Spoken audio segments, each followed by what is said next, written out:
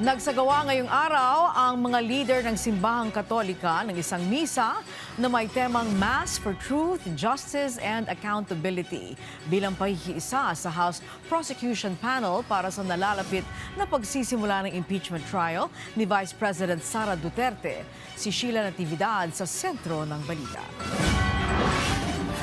Ilang araw bago ang pagsisimula ng impeachment trial ni Vice President Sara Duterte, nagsagawa ng misa ang mga lider ng Simbahang Katolika para mag-alay ng panalangin sa House Prosecution Panel. Dinaluhan ito ng public at private prosecutors na buong pusong nakiisa sa Mass for Truth, Justice and Accountability.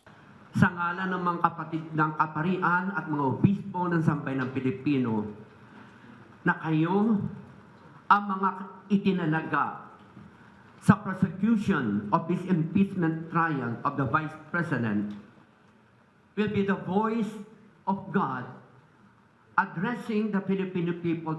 Ang lead House Prosecutor na si Batangas 2nd District Representative Jervil Luistro sinabing hindi lamang para sa kanilang mga prosecutors dapat ialay ang panalangin. Let us pray harder. Let us pray hardest. Tama yung dasal ng ating mga minamahal na kaparian. Let us pray even for the defense team. Let us pray even for the senator judges. Let us pray for the entire Philippine nation. Kung saan po nanggagaling ang paninindigan naming lahat, it is because we believe that Filipinos deserve better leaders. Aminado rin si Luistro na may mga limitasyon ng kanilang panig, pero naniniwala siya na ang suporta at panalangin ng mga Pilipino ang magbibigay sa kanila ng lakas sa pagharap ng kaso. Matatanda ang inaprubahan ng Kamara ang Articles of Impeachment laban kay Vice President Duterte matapos lumagda ang 257 na mambabatas. Kinakaharap niya ang mga paratang na kabilang ang betrayal of public trust, culpable violation of the Constitution, graft and corruption at iba pang high crimes. Kabilang sa mga isyung inaasahang tatalakayin sa paglilitis ang umano'y misuse of confidential funds, unexplained wealth at ang mga pahayag na itinuturing na pagbabanta laban sa Pangulo, unang ginang at dating House Speaker.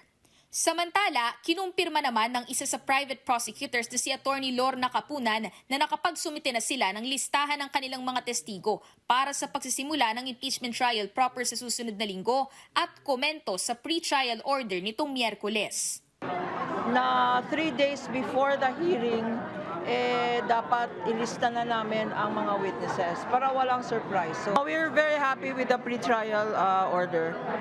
Konti na lang mga technicalities lang. Nakatakdang magtipon ang Senado bilang impeachment court sa darating na Lunes, July 6, para formal na simulan ang paglilitis sa Vice-Presidente. Sheila Natividad, para sa Bayan.